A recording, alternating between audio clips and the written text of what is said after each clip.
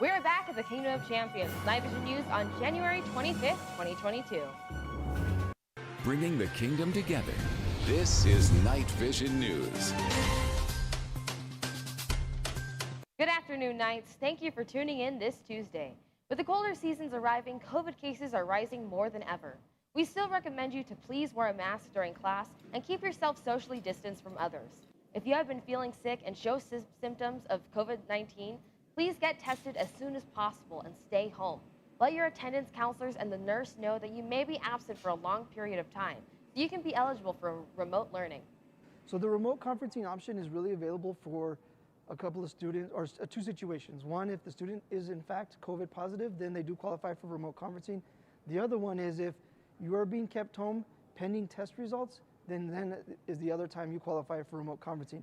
Other than that, it's really gonna be kind of gauging it with you and your parents to see if it's something that you know, maybe allergies, or maybe it's something that's a little sickness and you're not waiting for results, then those are gonna be handled through, you know, the original channels, the attendance office, excused absences. It's just when really you're pending results and or COVID positive, you would qualify for the remote conferencing. But just something to keep in mind with remote conferencing is you're only allowed 20 days per policy. So we're really making sure that you're using those days for what they're intended for and not just a way to keep online and keep current. So, even though you are at home, please check your email and Google Classroom to be up to date with assignments and important information.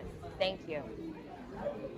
Attention FBLA officers and members. Today there will be a very important FBLA general meeting during both lunches in room 306.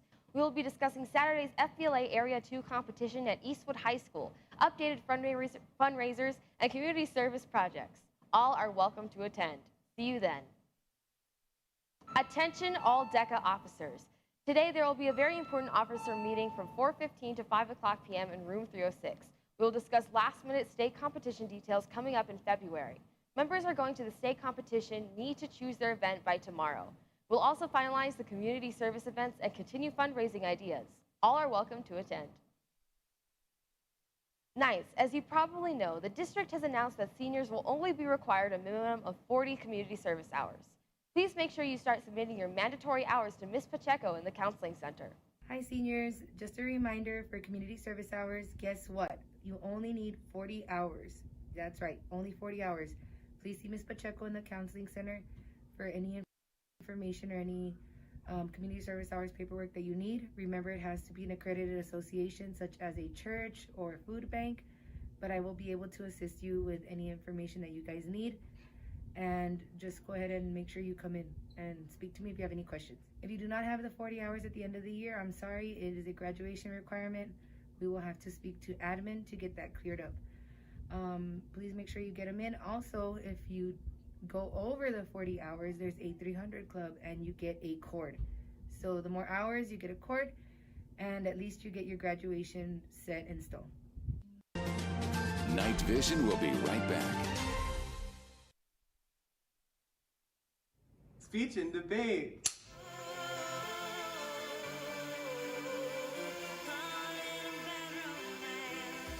Whoa, you should really try out for the Lip Sync 2022.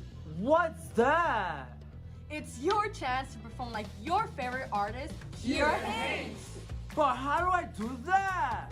Easy. Just go to room 412 after school on January 26th or January 27th.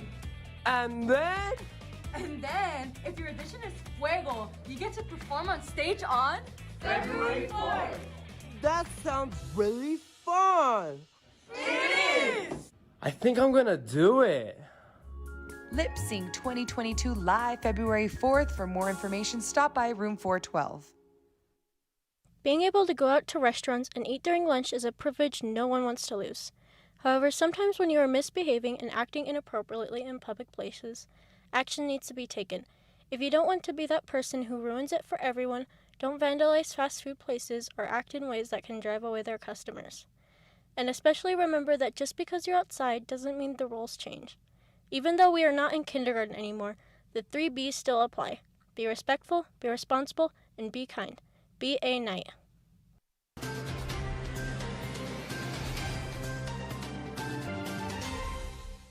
It's time for sports. After defeating the Bel Air Highlanders, the varsity soccer team is on the road to defeating the Isleta Indians today at Isleta at 7:30 p.m.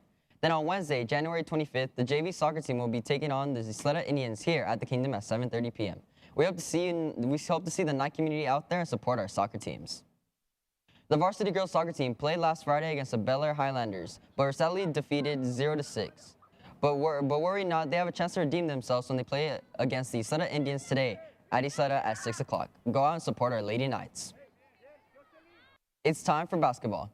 The JV boys basketball team plays at 6 p.m. Then the varsity team plays at 7:30 p.m. Both teams play here at the Kingdom. We hope to see all of our Knights out there and support our basketball teams. Our Lady Knights' next game will be today at Davia High School at 7:30 p.m. We wish them a good luck and a safe trip.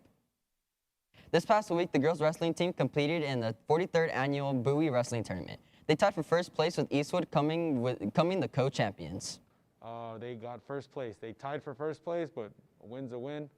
And I just want to note, Sophia had a really big win over a girl who was a state finalist. We're learning a lot about ourselves. You know, it's a lot of the little things.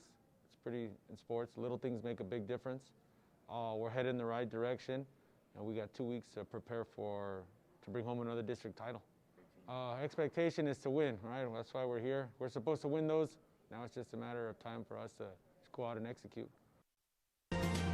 KnightVision will be right back. Have you tried China Walk's delicious Chinese food? Located right across Hanks on Lee Trevino, China Walk offers the best Chinese food in town.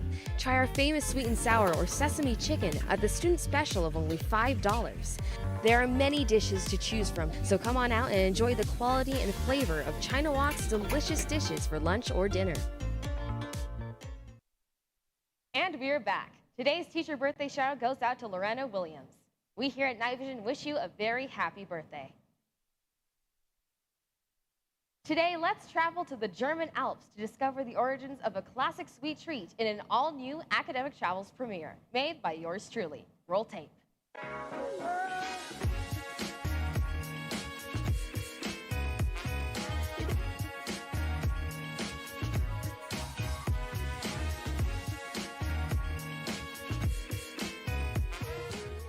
Guten Tag, travelers. Happy New Year. I'm happy to present you with an all-new academic travels. Today, we're trekking across the Alps to Germany to learn about the sweet origins of a classic yummy treat, gummy bears. It all began in the quaint town of Bonn, Germany in 1920. A man named Hans Riegel risked it all by quitting his factory job to pursue his dream of starting a candy-making business.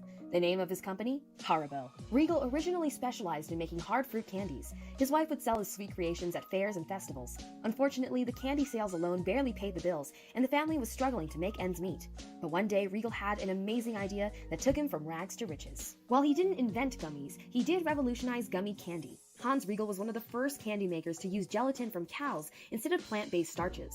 Using gelatin created a delicious, chewy texture, and eventually became a popular ingredient still used today. Inspired by circus bears, he made the candy in the shape of long bears, calling them Tanzbären, or dancing bears. They quickly became a sensation. Riegel was able to buy a Haribo factory and hire over 400 employees. However, just when things were looking bright for Haribo, the Second World War began, which is bad news bears.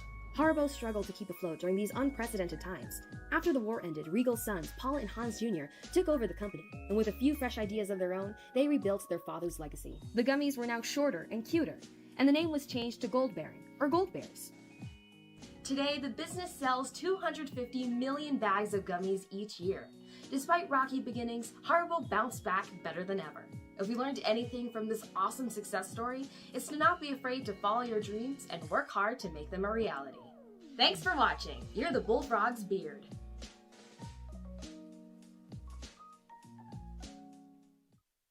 That is all the news we have for you today. Don't forget that today there will be a lip sync auditions after school in room 412. This is Liliana Rollins and Daniel Morales, live on KnightVision News. We hope you have a fantastic week.